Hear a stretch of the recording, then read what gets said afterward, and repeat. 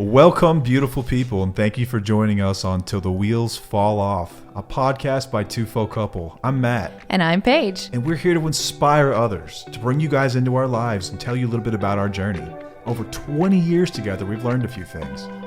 We're going to work toward being the best version of yourself possible. We're going to dig into building a positive mindset, discuss mental health, addiction recovery, improving fitness, building businesses, and insight into what it takes to navigate life today.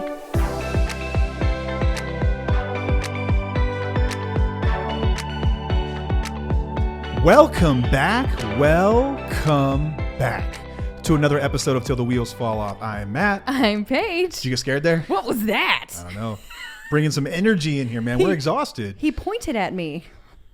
Freaking tired. I know, I'm tired too. We say this every time. Why do you do this? No, we don't. Yeah, we do. Not anymore. Okay, well, we just switched seasons like within 2 days. Yeah, we were in the snow yesterday. We were in Colorado for a beautiful wedding. Yeah, it was amazing. So amazing. And me and the kids, you were with the bride one day. Uh-huh. And so me and the kids got a day to ourselves. Yeah. So I wanted to go see some chipmunks. Because they're adorable. You ever seen a chipmunk with the cheeks full of sunflower seeds? Man, that is just joy.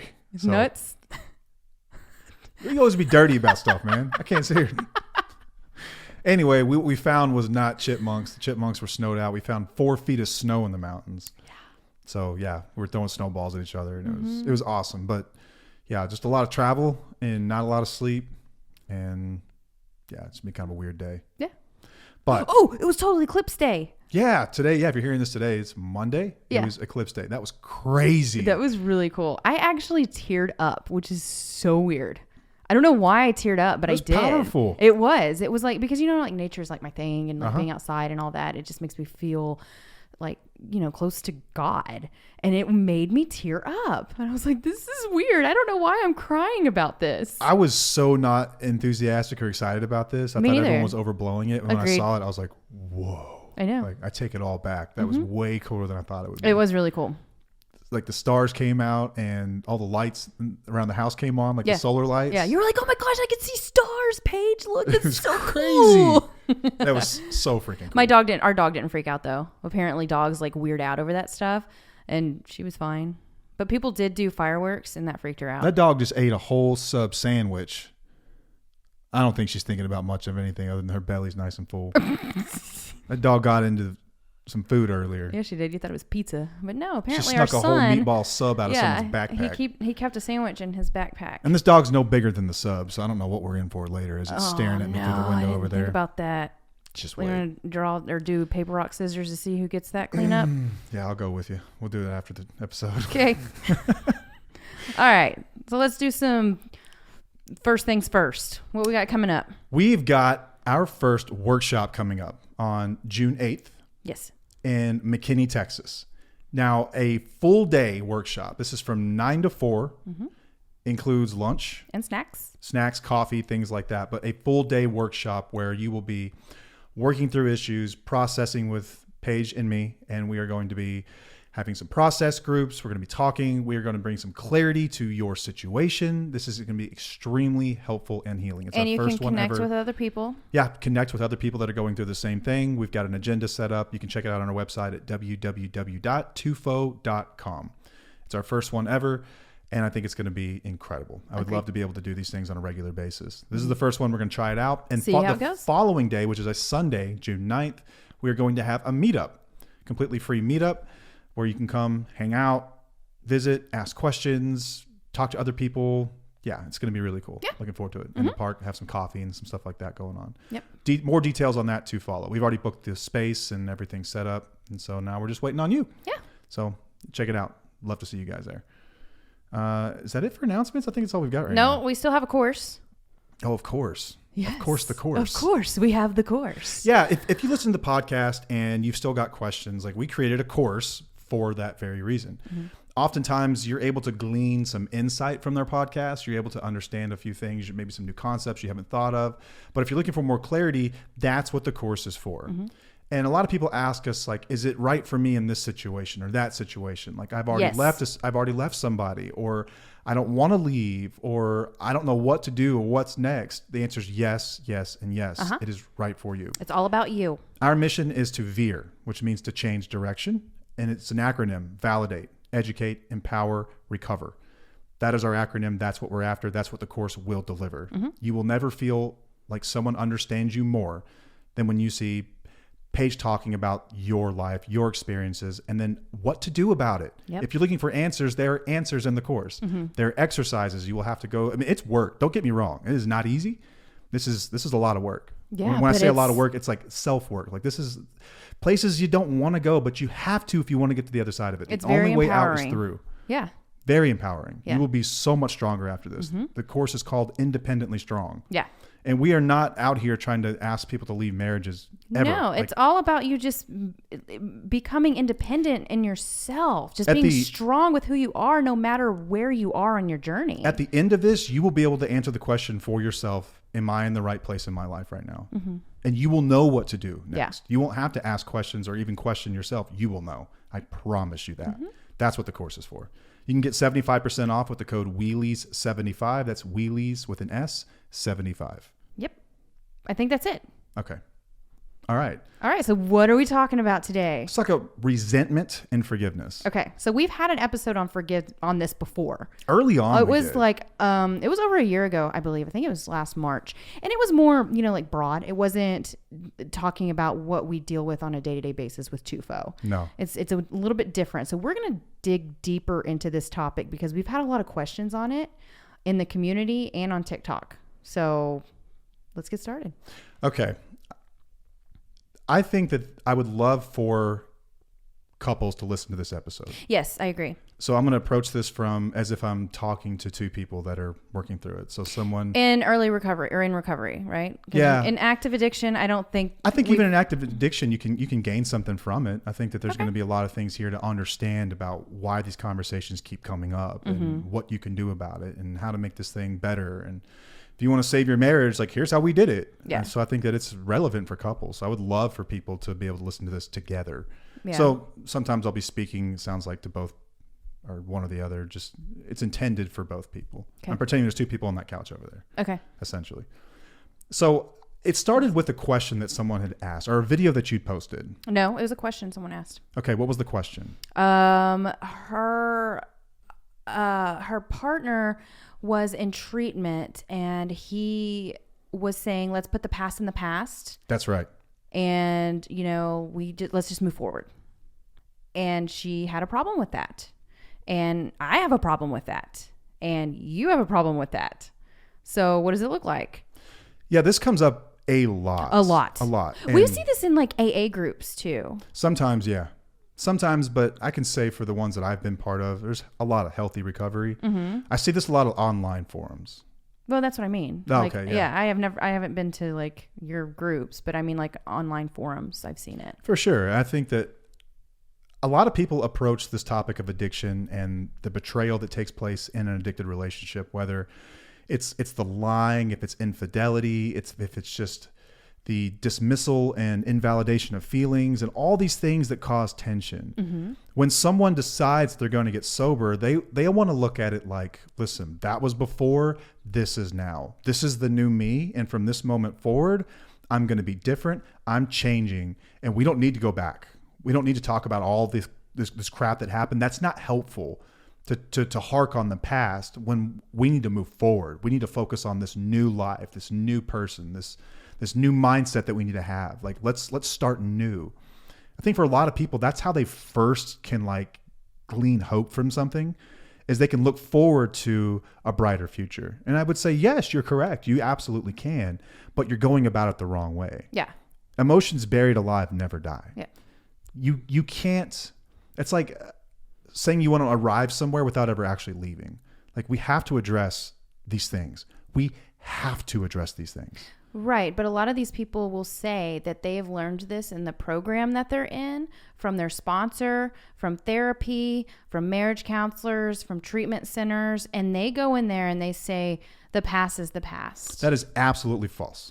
That has not been my experience, and that is BS. Right. And I think that they are saying that for their own experience. Like, they have to learn to forgive themselves. But it does not apply to your partner. Yeah. So in addiction treatment, shame is a big topic. And it's something that a lot of people feel early on. I feel horribly for the things I've done, for the person that I was. But we all know, I think, well, I say all, most people know that that's not a reflection of who I really am and what I really believe. That doesn't reflect me and my values. So it's really hard to look at those actions and acknowledge them and take accountability for them. It's easier to dismiss them and walk forward. And I encourage people when I work with them, addicts, we're speaking of someone who has a substance abuse problem right now, whether it's drugs or alcohol or whatever. You are not your addiction. I mean that. You are not your addiction. Yeah. Addiction is a disease of the mind, and under your right mind, you would have not have asked for this. No one signed up for this. We didn't mean to do this, right? It's not, as much as it is a choice, it doesn't feel like one. And I'm not doing it to anybody. I'm not trying to hurt anyone. So it's very innocent in that sense that I'm not trying to hurt, but the behaviors are not okay. Yeah. These things are not okay. And there are consequences for behaviors. You hurt people badly. And it's hard for people to hold those two things. Two things can be true, right? Mm-hmm. I could not have meant to hurt someone, and I can also have hurt someone very badly. And I have to take accountability for it, even if I didn't mean to do it. Yeah.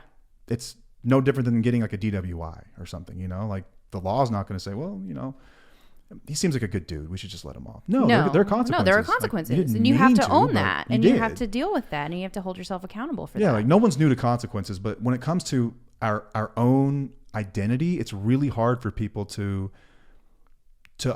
not shift from guilt all the way to shame. Mm-hmm. Like addicts oftentimes lack what I call a guilt filter.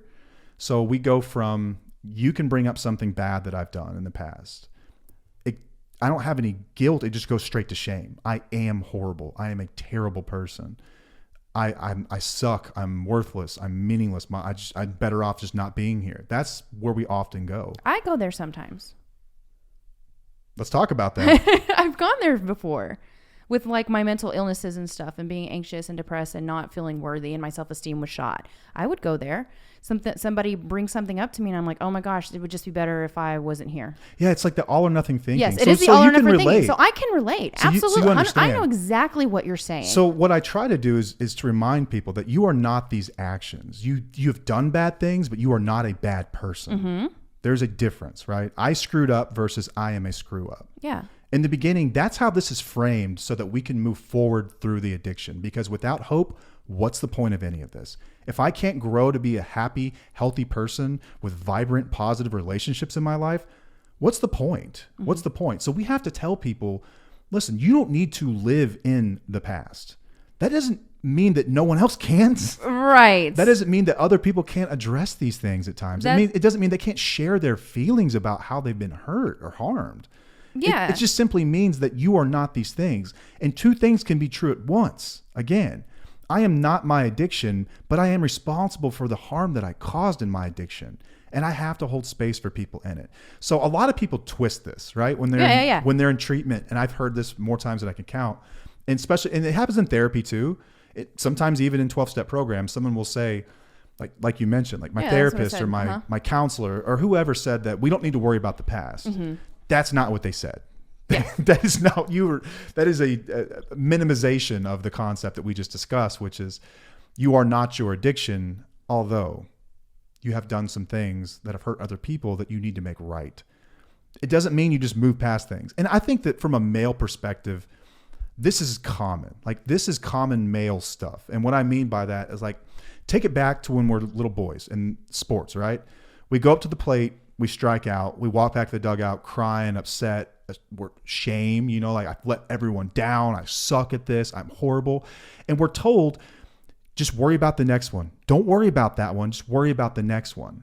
Great athletes like Kobe and Jeter and those guys, they're known for being the greatest of all times, and Michael Jordan, because they had a short memory, mm-hmm. because they could forget about a mistake that they made and move past it and continue to be great. They didn't hark on the mistakes. But it's not to say they didn't learn from the mistakes. That's what they don't talk about in sayings like that. Yeah. It's not just forgetting about the mistake. It's you made a mistake. Okay, that doesn't define you. What can we learn from that mistake? How are we going to be better moving forward? Right. You use those mistakes as a tool. Yeah, to like learn we've had what that not to episode do on moving failure forward. is, No such thing as failure. Yeah, exactly. Until you just give up. Yeah. There's no such thing. Right. But I think it's like from a male perspective, like this permeates male culture. I can just speak as a male here. It's just a guy that, yeah, we tell people like, dude, just move on, get over it. It's okay. Like, just worry about the next one. There's plenty of fish in the sea. Like, there's a million variations of this. But I think people misapply this when it comes to what's happened in your marriage, what's happened in your relationship, the things that we have done and caused harm. I think that, and I'll let you speak for yourself here, but you wanted to move forward too, right? You looked forward to a better marriage one day. Yeah. So it's not to say that you guys don't. Like, talk but about it's that not. for a But moment. it's not like I can just say, "Oh, I'm just gonna forgive and forget. I'm just gonna let go of the things that happened in the past." It doesn't work that way because I'm not feeling safe until you start proving to me over and over again that these behaviors are not going to happen again. And that takes accountability, and it takes action, and it takes a lot of work. And that's not a punishment, and it's not a requirement either. But I think that it is a request. And I think that if you want a happy relationship, if you want what we have, you need to do that. Yeah. That has to be part of it. Yeah. I have never seen anyone just forget about it and move on and find that to be any sort of long-term plan for success in a relationship, ever. It eventually comes back up. Yeah, We say it all the time. Emotions buried alive never die. These things will dig themselves up. Yeah, because it's my life too. It's not just your life. Right. I was a part of this life. Therefore, when you say, let's just put the past behind you, you're telling me that my emotions, my feelings, and my experience doesn't matter. Yeah, I'm saying that my feelings are more important than yours. Than mine. And then that's just going to make me feel even lower. Like there's no empathy there. And that's important to have in a relationship. You have to have empathy. Yes. You have to. So I think kind of to where we started, like this idea that we just move past it, and it gets bastardized. This whole idea that we just move past these things. We just forget about them. Let's just keep chugging. Let's not worry about all that stuff.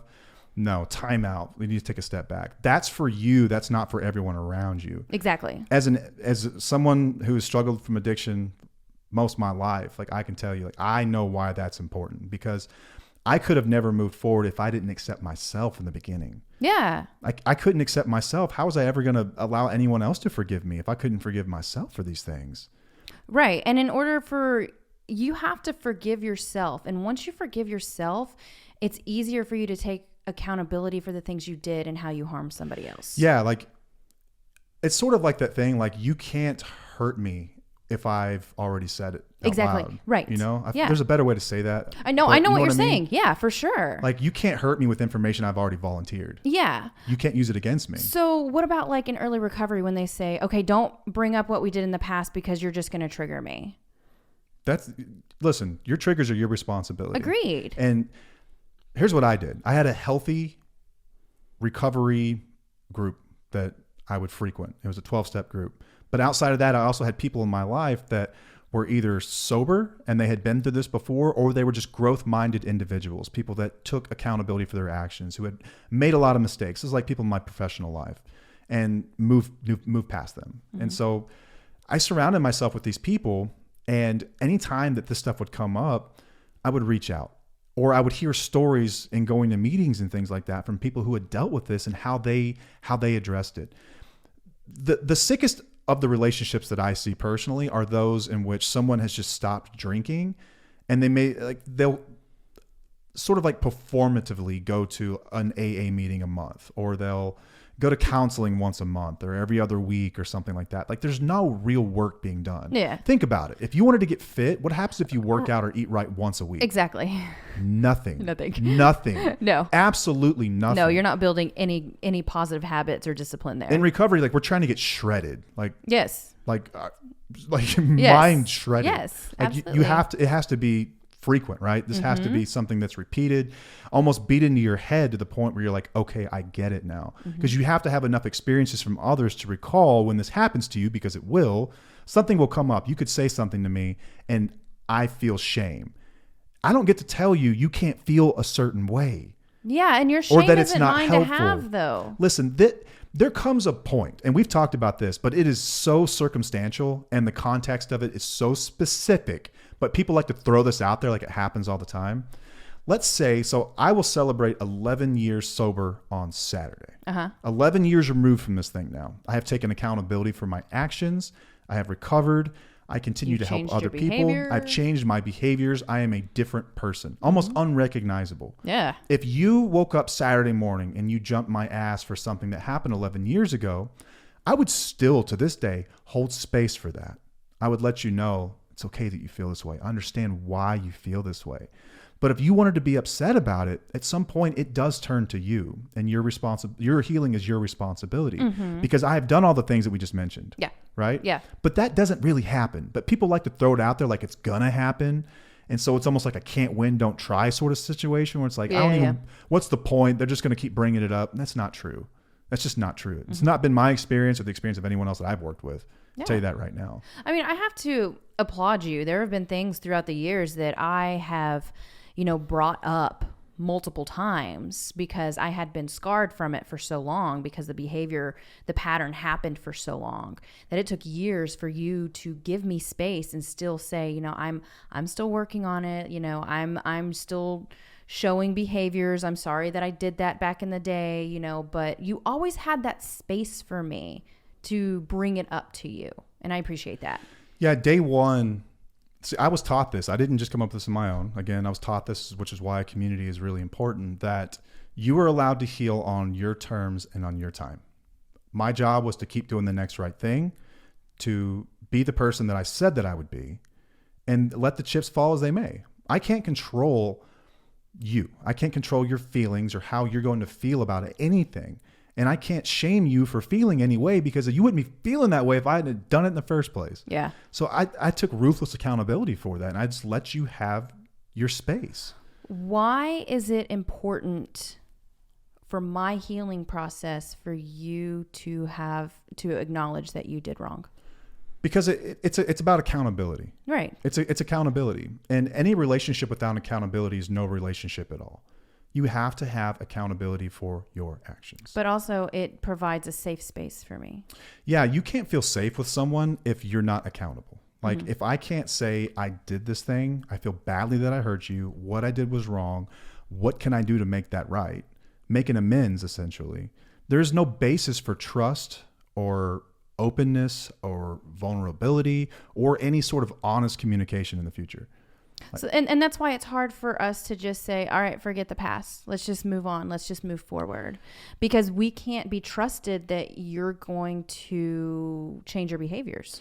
Yeah. Until you hold yourself accountable and say, hey, I'm trying. Let me, I apologize for that. Let me see what I can do better. What can I do better? Yeah. So let's break it down. Why does someone keep bringing things up? They're looking for reassurance that things are going to be okay. That's what they're doing. Oftentimes I find that when you're bringing things up, there's a reason for it. Sometimes it's just unresolved, which is for a lot of these things, it's just unresolved. We've never really addressed it. And you'll notice a behavior that reminds you of it. And so it triggers it. It brings it back. It's right back to the forefront. So unresolved trauma is like the first piece of it. Yeah. And it's okay for me to feel the way I feel. Yes. And it's okay for me to bring it up. And how you react is not on me, because I bring something up that is how I feel. Again, it's all about you guys. If we have to keep our mouths shut on this stuff, yeah, and that's frustrating. It has to be. I've never been in. Well, actually, I have, but in a different situation. Yeah, but never been in like you. I wasn't in your shoes, obviously, but what people are doing is they're looking for assurance that it's safe. That it's okay, that you can come out of the storm shelter now. Everything's okay. The tornado is gone.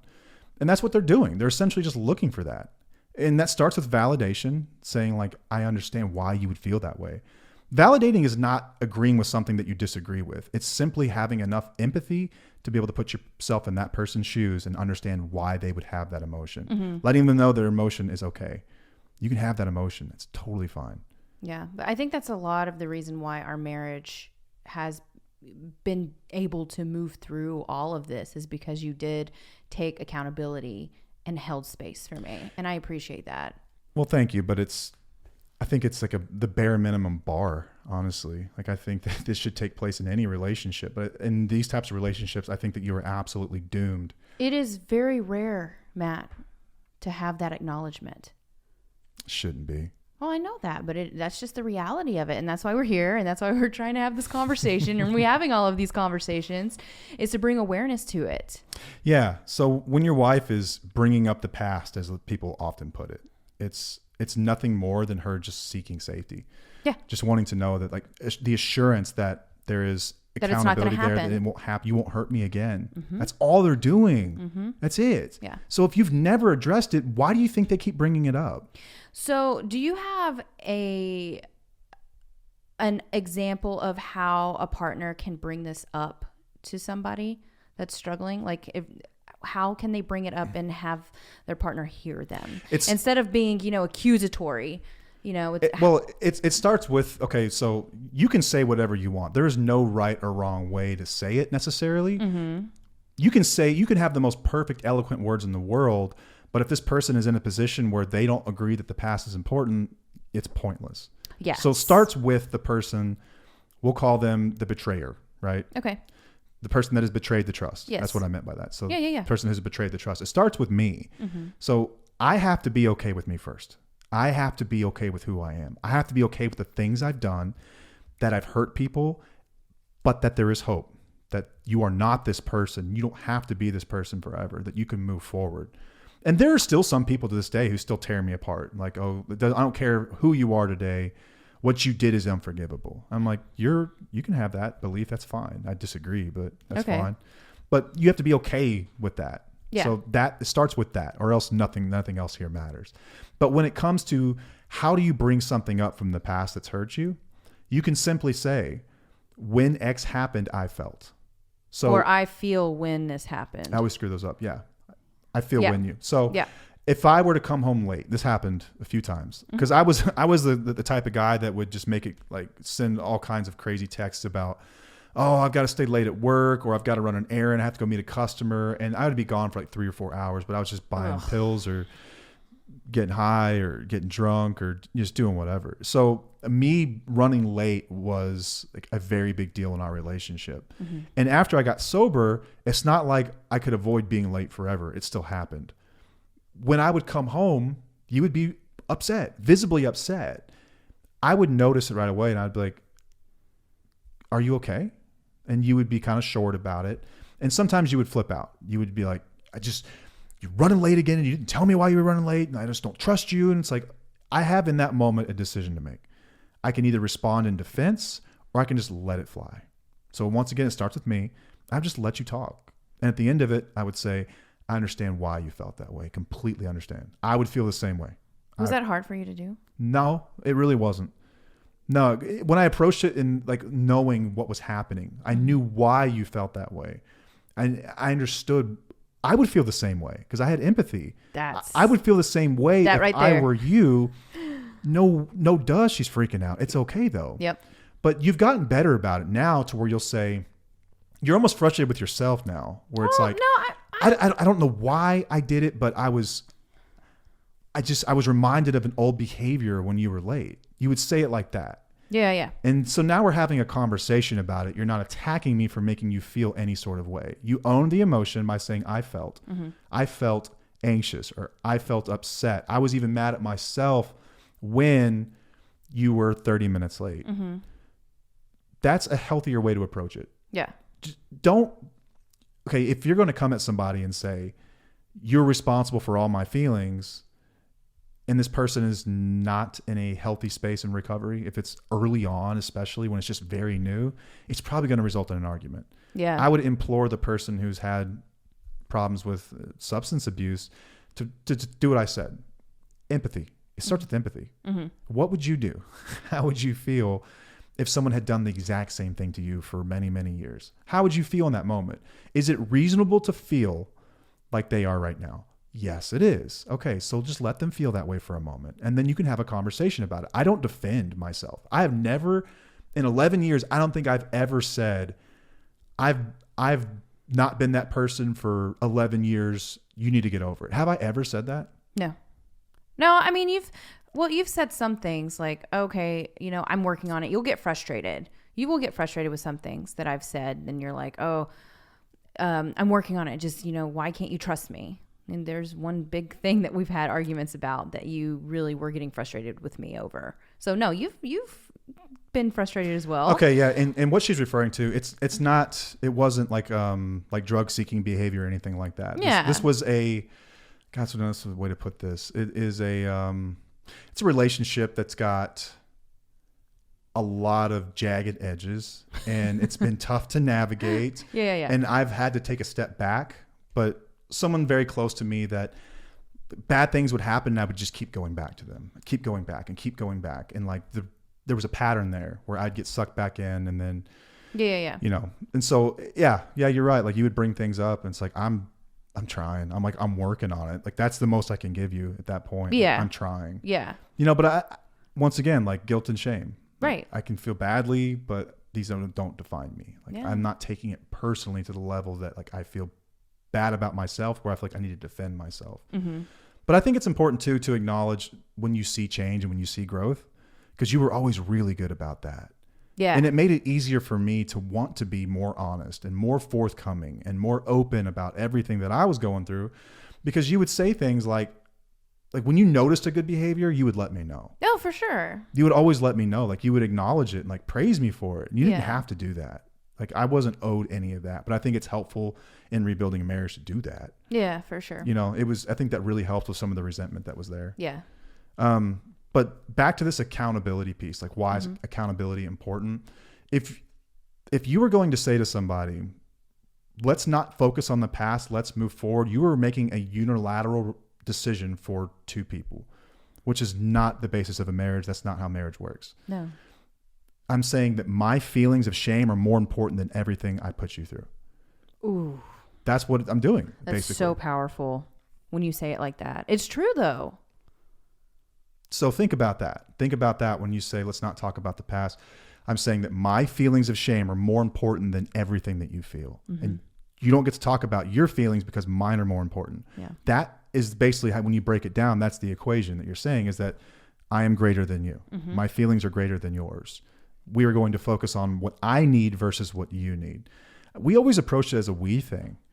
Yeah, like a for we sure, thing. For sure. But I've always taken a much larger responsibility for getting us to where we are today than you did. Yeah. Because I was the betrayer. I was the one that caused these things. I was the one that did this stuff. Yeah. It's no different than if you're talking about recovering from like an affair or anything else. Like it starts with openness and honesty. I think another thing that makes this easier is your actions have to back up what's coming out of your mouth. Mm-hmm. Like you have to be able to walk the walk. You can't just say you're going to do things. You can't just talk about how you're going to be more honest. You need to be more honest. You need to go to a meeting. You need to go to therapy on a regular basis. You have to need do to work. Work on this stuff. Yeah. And things will get better, because even if you just show up, it will get better. Just showing up, you were going to pick up information that's going to get better. But I was forthright and open in everything. Like I was like, you can ask me any question. You can say anything you need to say. You can look at my phone, whatever it is that you need. I want you to know that you're safe. Once again, you're safe. Mm-hmm. That helps things not come up as often, because you know that like, oh, he's being open. Like, okay. I think once again, it kind of puts the ball back in your court about your feelings. Say, okay, I'm having these feelings now. Even though he's doing the right thing, I've got some stuff to deal with. Yeah. Which is like where Tufo came from in the first place. Mm-hmm. But eventually you get to a point where when you've taken enough accountability, like you give them permission to begin to heal. That's how their recovery starts, is when we give them permission through accountability to let them know the tornado is past. We can come out of the storm shelter now. Yes. It's okay. Yes. I'm going to take accountability for all these things. I'm going to work through these things. But without that, what's the point of being married? Like, why are you even together? Mm-hmm. I really want to know. What's the point? What kind of marriage is that? You're just going to sit around and like what? Talk about the weather? Yeah. Watch TV, pretend like everything's cool when it's not?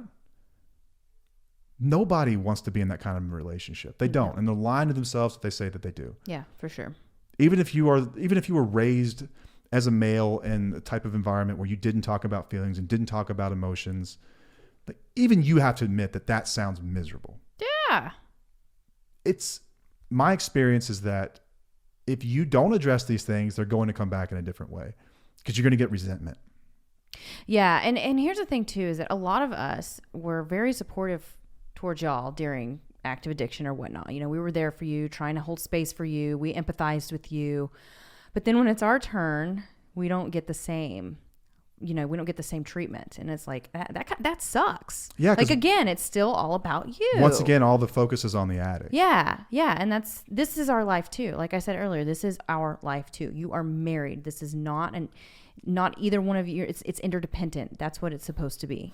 Yeah. And I think that addicts a lot of times have problem with empathy. And I don't know the exact science behind all this, but no. Here's the way that it felt to me was that every time I had an uncomfortable emotion, I knew how to make that go away. And I would take a substance. It was an anesthetic. It just numbed me. Okay. Yeah. Right. But in numbing myself, I was never actually dealing with anything. So sobriety taught me to process emotions from the beginning all the way to the end uninterrupted. And it's incredibly difficult to do in the beginning. Mm-hmm. Really, really difficult to do. But if you're having trouble with empathy, here's what I do. I can look at my life experiences. At some point, I've been hurt by something. And you're lying if you say you've never been hurt. Never had your feelings hurt. You never knew what it was like to be left out. You never got picked on. You never got called fat or ugly or any of these things. Every human walking the planet knows what it's like to be hurt. Mm-hmm. So you know what hurt feels like. So frame that hurt in your partner's eyes. What does she feel when I did this? She felt the exact same effing way you felt when that 6th grade girl declined you at the dance, or times 10. Or your mother disregarded you when you would cry, or when your father would beat you, or any of those things. She felt the same way. It's the same way for her. Mm-hmm. Remember how bad that felt? That's how she feels. In those moments, you can look at someone and say, they are not the enemy. They are not doing these things to pick on me or to remind me of how sorry I am. They are hurt. Mm-hmm. And you have to have empathy for that. Yeah. Empathy is just putting how are they feeling in this moment? Let me put myself in their shoes. How would they have felt when I did this? And for some people, that's too much to overcome in the beginning. It's so much. Which I understand. And you feel horrible. You can go listen to our episode on how to communicate with somebody in early recovery, because it is a bit tricky it comes to that. But I do want people, addicts to understand, don't dismiss your partner's feelings. It's an important part of both of your recovery to acknowledge the hurt that's been done. Yeah. And I think from a recovery standpoint, accountability is very, very, very beneficial. Oh, for sure. Very beneficial. For me, time plus pain equals change. And if I'm not in enough pain, I'm not going to change. I have a high pain tolerance. I have to be in a lot of pain. You have to get my attention somehow. Mm-hmm. For pain is how it worked for me. I had to experience enough negative consequence to get my attention to say that something needs to change. Yeah. Accountability is a great way to do that. And it's a healthy way to do that, because when I take accountability for things, I have to actually consider what I've done. Mm-hmm. I have to write it out on paper. I have to talk to someone about it. It's right there. Yeah. I'm looking at it. I can't avoid it. It's right there. You'll see that it's not going to be the end of the world. Yeah. Right? Yeah. And you were so graceful in your forgiveness of me. And I think that that's a pretty common attribute from a lot of the people that we work with. It's like they want to forgive. Like they want to move forward. Like no one wants to get divorced. Yeah. Like no one wants to just say F it all. Like no one wants to do those things. They're put in the position where you leave them no choice. If the price for your marriage is accountability, is that too high of a price to pay? Really? Yeah. Is that really? And if that's the case, then like you ain't worth it. Like that is a low price. Mm-hmm. That is a very low price for a very high payoff. Is to simply say that I did these things, I'm accountable for these things, and you're allowed to feel however you need to feel about these things. Yeah. My promise to you is that I will change my behaviors, my actions will change in doing the work. And it's not complicated. Yeah. It's not hard. Yeah. Yeah. And things get better. Yeah. Yeah. And if you are in recovery, we also offer relationship building to where we can help you navigate together on how to deal with the forgiveness and take accountability and talk with both of us to try to get you through it too. Yeah. It works best when someone is in a program of some kind. Like we don't offer a substitute for addiction recovery. So if you are in active addiction or you're like a month out, like let's give it like 90 days. Yeah. This is just Once it's established, it's really, really beneficial. I mean, Absolutely. like talking about supercharging your growth and recovery. I think that I don't know if there's anyone else doing what we're doing when it comes to that. Yeah. Like a couple that's been through it, working others through it like that. Yep. Yeah, but I wanted to backtrack just a little bit. What does forgiveness look like with somebody in active addiction? Because we get a lot of people in the community who will say, I'm so resentful. How do I get rid of this resentment? What's the truth on that? Why would you? Yeah. Like use it to do something, to make a change. Right. Kind of like our anger episode last week. If someone's still in active addiction, you're resentful, like that's a natural reaction, I would think, to ongoing abuse. You cannot forgive somebody who is continuously hurting you like over and over again. If the pattern is still happening, if the behaviors are still occurring, you can't forgive that. So that's when you have to make the change within yourself to move forward or figure out what you need to do next. Yeah, like there are different types of people that are attracted to like till the wheels fall off. And there is some group of them that want to know the magical answer of how can I be happy when this is still going on? And my answer is that like that's not what we do here. No. Like we are not going to teach you to gaslight yourself to tolerate abuse. That's not what I will ever do. Yeah. Like there are programs that do that, I think. Not naming any names, but they're out there. I think we all know what they are. And there's a lot of that takes place in there. Right. But if you're resentful, you should be. Yes. That is your everything. That's your soul screaming at you.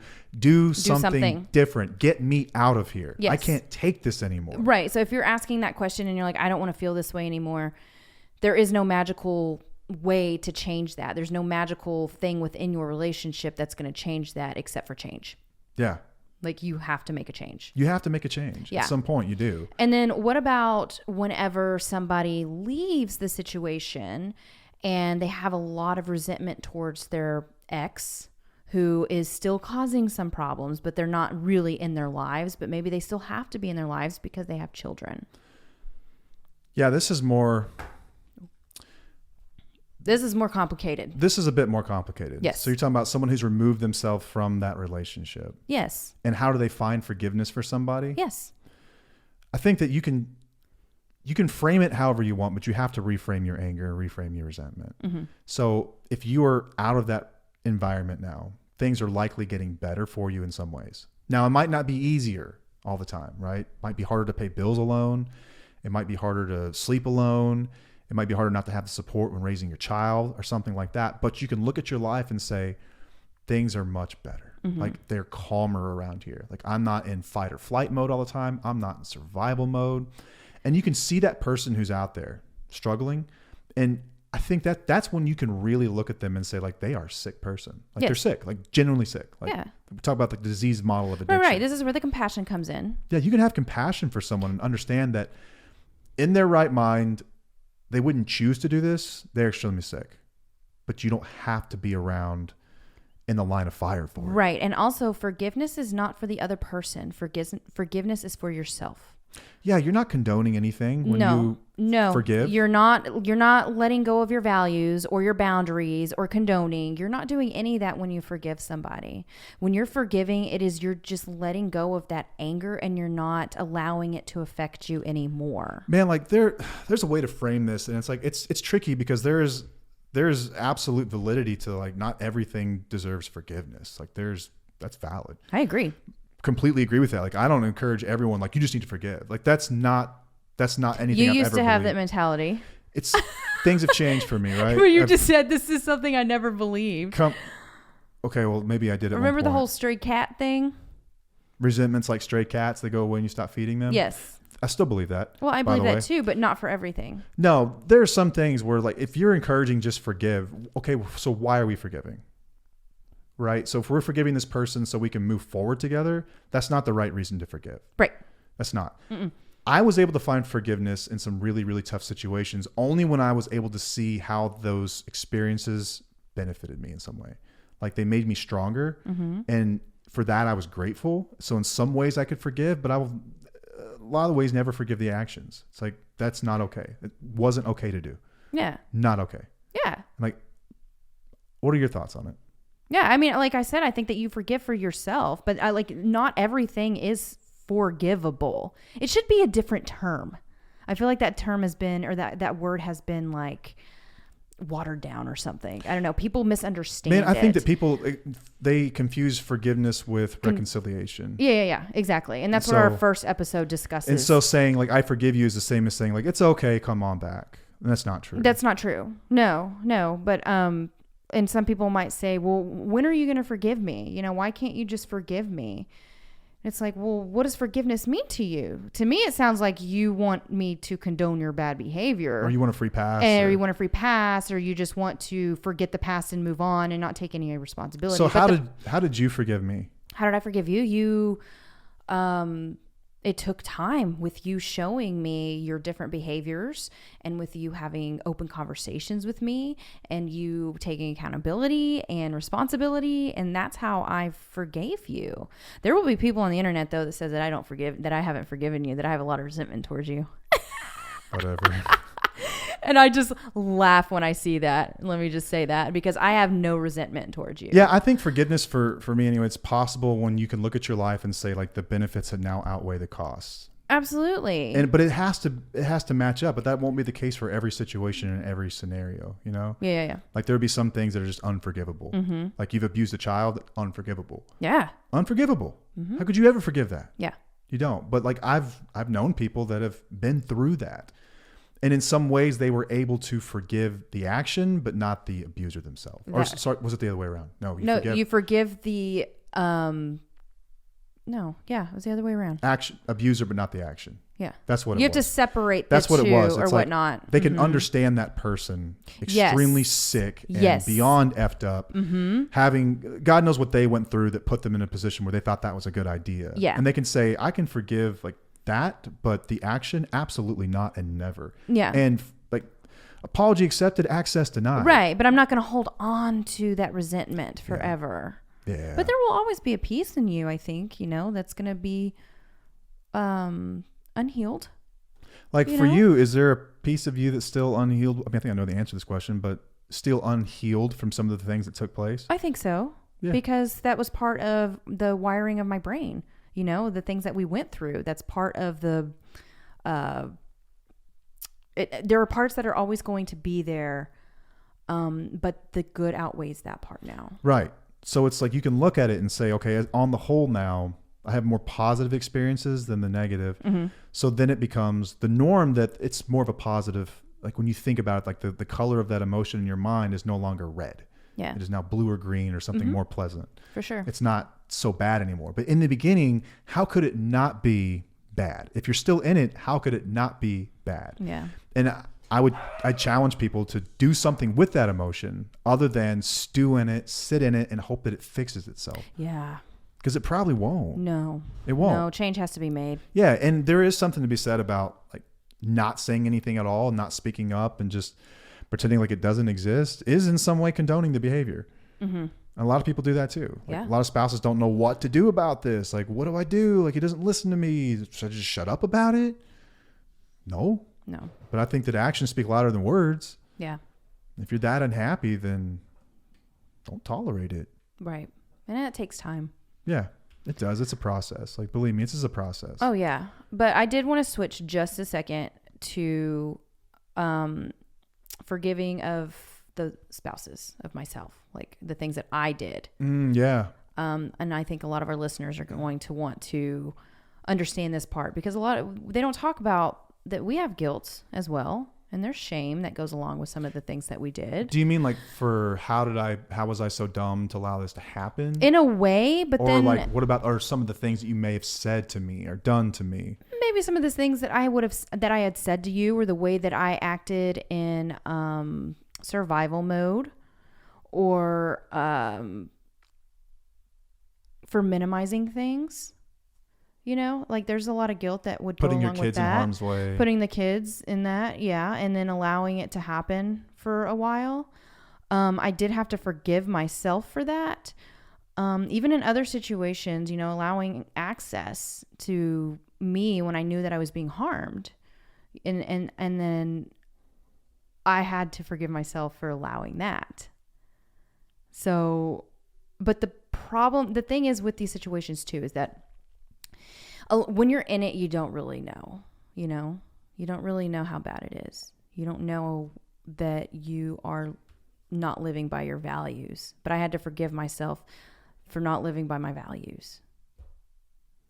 And time frame wise, what did that look like? Oh, this just comes off in layers. It's not a quick thing. Years. Because there's some things that you don't even see that you did until years later, just like you. Yeah. I wasn't the best mom for the first couple years of my kids' lives because I was in like survival mode. And I wasn't, I allowed. And that was me sober. That was you sober. And that I allowed my, anxiety and depression and mental health and all that stuff to take over, and my overthinking and all of that, to where I wasn't even present with my children because I wasn't feeling safe. And that was something I had to forgive myself for. Yeah, that's a long road. That's a long road. This is all a long road. This is all yeah, long road, it doesn't happen quickly, but it's okay. I mean, I know that some people want to learn how to forgive themselves if they leave. Some people need to learn how to forgive themselves for staying too long, forgiving themselves for raising their children, for years and years in the toxicity that could be harmful to them. And then forgiving yourselves for losing yourself. Like I had to forgive myself for that, for losing my identity, for being isolated all the time. I mean, it's not so different than what I had to go through too in the beginning. No, it's not. Like my life was not early. I didn't have the normal 20-year-old life. Like you weren't the kind of person who went out to parties and bars and stuff like that. We stayed home. Yeah, we were hermit crabs. We were hermits. And I had to forgive myself for not living my life based on my values. Yeah, man. It's a journey for both people. And once again, which is why I think the absurdity of the comment, we don't need to talk about the past, is just blows my mind. Yeah. But everyone who's been around you has been affected in some way. And they're not shaming you by saying that they were hurt by it. You're a big boy. Deal with it. Suck it up. You can handle it. It's not the worst thing in the world to take some accountability. Yeah. I'm going to finish it off if you're cool. I've wrote something out here. Okay. Kind of like a synopsis, because we don't read whenever we do episodes. We just kind of talk, let this thing flow organically. Yes. But I want to make sure we got all of our points here. I'll just read this real quick. Okay. And this is the basis of this is, I think, what I've seen and what happened in our marriage is, I think more than anything, like you just want someone to get it. Like you need to know how much you've hurt me. You need to know. And it's not so I can like beat you up. It's because it's so serious. Like I need to know that you're going to do something about it, or I don't want to be in this relationship anymore. That's the seriousness of it. That's how bad it hurts. It's like one of those kinds of hurts. Mm-hmm. So one big reason couples struggle after one partner betrays the other's trust due to addiction is that the addicted partner often doesn't fully grasp how much they've hurt their partner. Understanding and empathy are key to healing the hurt caused by broken trust. When addiction damages the trust in a relationship, it feels like a punch to the gut for the betrayed partner. Initially, all they can think about is feeling safe again. At first, it seems crazy to even consider giving the addicted partner another chance. But over time, if the addicted partner shows they're truly sorry and committed to making things right, the betrayed partner might start thinking about giving things another shot. But before that can happen, the betrayed partner needs to feel like the addicted partner truly gets how much they've hurt them and genuinely regrets it. Anything less makes the betrayed partner wonder if their partner really cares or even wants to care. Early on, it's crucial that both partners really want to understand each other and work on getting better emotionally. While there are no guarantees, certain signs indicate progress toward healing. So why someone keeps bringing up the past, why the hurt person keeps bringing up the past. Until the hurt partner feels like the addicted partner truly understands how much they've been hurt, they'll keep bringing it up. Many addicted partners see this as a way to help them, or many addicted partners see this as a way to make them feel bad, but really the hurt partner just wants to heal and feel close again. If the addicted partner admits they've been selfish and messed up early on, the hurt partner starts to feel safer and begins to heal. This is like you give them permission to start to heal when they see that you're serious about it. It's nothing. It's no more complicated than that. Yeah. It's just that. Yeah. I understand. I feel badly that I've hurt you. I see where I've hurt you. I want to make things right. That gives you the cues to say, okay, we can move forward. Yeah. It doesn't start until you do that, though. Right. So yeah, this is a paradox, because this sadness, this grief, this horrible conversation or series of conversations actually kickstart the healing process, believe it or not. Boom. So if the addicted partner stays stubborn and doesn't take responsibility for their actions, the hurt partner feels stuck and cannot imagine a healthy relationship.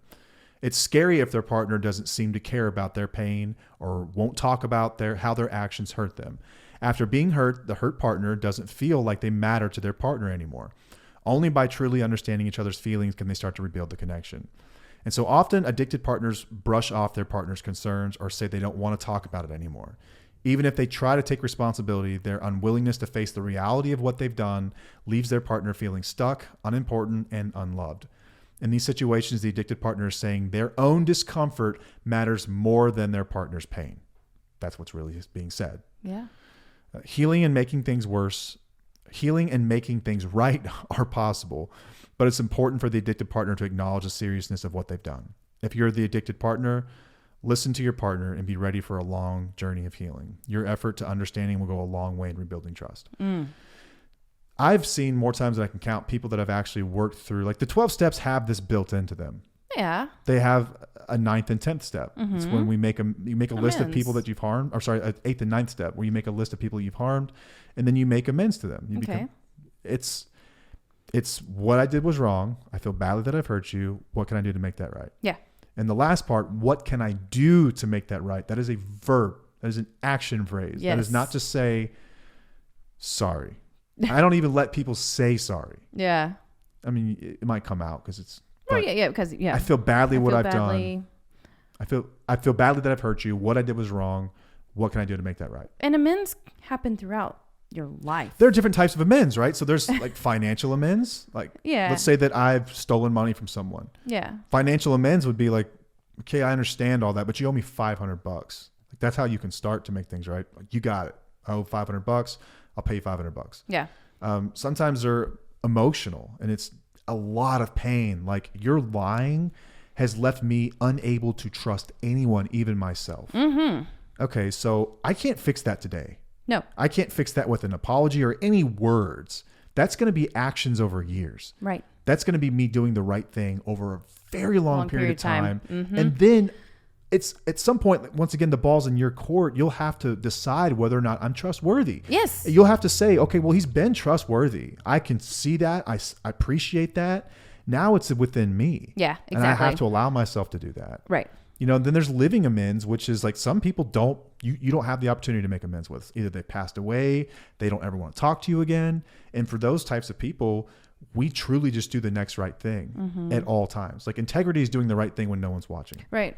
And that's sort of what we're doing here. Yeah. It's like just making living amends to people. But I've seen this so many times. This is where there are men that just say, I'm just going to make living amends. That's just what I'm going to do. They decide what the amends look like for everyone around them by just doing the right thing. That's another way of trying to control. I know you mean well, but that's not how this works. Yeah. It's just not how it works. You have to acknowledge other people. Listen to them. Yeah. There might be an actual action that they would like to see. There's so many wheelies that have not gotten their day in court when it comes to this. I agree. Someone who has just quit drinking and gone dry and they will decide, here's what I've done wrong in my eyes. Here's what I'm going to do to change it moving forward in my eyes, without ever bringing the other person into consideration and asking them, what would you need to see from me to feel safe again? What would you need to see from me to trust me again? What could I do? And the answer in the beginning is going to be like, I don't even know. Yeah, but exactly. Keep asking. But even bringing that up is a huge, like we forgive, like not forgive, but we're really open to things. Yeah. You know, just talk to us. Want to make things work. Yes. Be vulnerable, open, talk to us, and it'll help the process go by easier for you. But listen, like we don't get to decide how other people move on and recover. No. It's not my decision to make. Listen, I'm the one who offended. I'm the one who did the harm. You get to decide how and when you recover, right? But at some point, it becomes your responsibility. If I'm doing everything. And I think that's where people get things twisted a lot. Is because they want us to be like, well, am I just going to get killed forever on this? I don't know, maybe, but probably not. My experience has been that no, that's not the case. Once they have enough good experiences to outweigh the bad, that's when forgiveness really happens. Yeah, and they still might bring it up more than once, and you need to be prepared for that. Like, Yeah. so be it. So be it. You are not your addiction. You are not a horrible person. You've Right. done bad things that you need to make right on. There you go. That's it. Yeah. So drop it with the poor me. Oh no, you're beating me up. Man, Come that's on now. not what people are trying to do. No. You've hurt them. Yeah. Right? Have empathy and compassion for the people that you've hurt and make these things right. You're never going anywhere, not just in your marriage, but in life if you cannot take accountability. You know how many books are written about accountability and applied to business, like the professional world? Like, it is crucial to organizations. You know what organization in the United States has the most accountability built into it? The military. It is all about accountability. It's all about accountability. If you have not done your role, if you have not done your job, you are out. Yeah. Sometimes they even throw your ass in jail for it. Let's take that same, mentality. even a percentage of it into our relationships and things get better. Yeah. But in recovery, it's so needed, man. You have to give people the permission to begin to heal. Yeah. And that starts with, you have to get it. If you don't get it, if you don't see how bad you've hurt someone, if you've never even considered how they feel about it, and your idea is just, we're just going to move forward and move on, man, it's going to be a rough road. Yeah. It's not going to get better. Yep. All right. Anything else? No, I think that's solid. Okay. All right. Well, that's all we've got here. I hope that was helpful. Yeah. That was our experience with it. Yeah. Have you forgiven me, angry TikTok lady? Have I forgiven you? Yeah. Yeah. Half of TikTok says you're still mad. You mad, bro? They're dumb. It's funny because we have to go visit like subjects and topics a lot that we've long since healed from. Yeah. So we have to live them through other people's experiences and stories. So a lot of times when there's a video, it's a reaction to someone's story.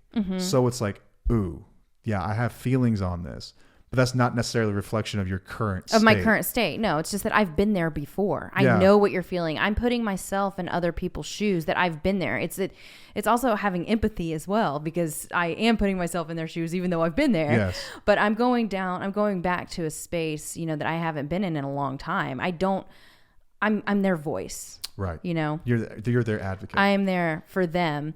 And if you think that I'm still resentful, you're crazy. Our marriage is very strong. Yeah, we just left. We went to the wedding in Colorado and had so much fun. Oh, yeah. We danced all night together. Yes. We had an incredible time. Yeah, but so we much have fun. meaningful conversations. So much love. I look across the room and just see you staring at me, just smiling. Yeah. And I know that look. That is like, you love me. Yep. You are in love with me. Yes. You see me and you admire me, and all that's present in our marriage again. Yeah. But it started with this process of accountability. Yes. Without this, No, all bets are off. I was telling you that I know we have to get off here really quickly because we have to get our kid, but I was telling you earlier that I don't think that our marriage would have worked out had you not taken responsibility and been accountable. There's no way it would have. Acknowledged and It would apologized. have been miserable for both and of us. actually changed, and not even just changing, but not you saying you're sorry and actually acknowledging what you did was a big deal. And a lot of people don't realize that. It is, but it's not. It shouldn't be. I think we should just make this normal in all No, I'm saying relationships. it's a big deal for me. Oh, okay. For you, it should be simple. It should be like, oh man, I harmed you, but for me, it was a big deal because if it didn't happen, I don't think our marriage would have worked. Yeah. I don't see how it can. Yeah. How can it? We're just Because not going to talk about it? I would not have felt safe. And we all deserve to feel safe in our relationships. Yeah. And if you don't have safety, dude, like we talked about intimacy, like that's off the table. Yeah. That's off the table. Like Yeah. everything's off the table without the safety. Yes. Like they have to trust. Being safe is number one priority. Yeah. In order to trust, you have to get it. They need to know that you understand what you've done. Yes. And that happens with the conversation, not a unilateral decision to move forward in an arbitrary way. Yep. So. All right. Awesome. All right. Well, that's all we've got. Until next time, I'm Matt. I'm Paige. And we'll see you. Bye.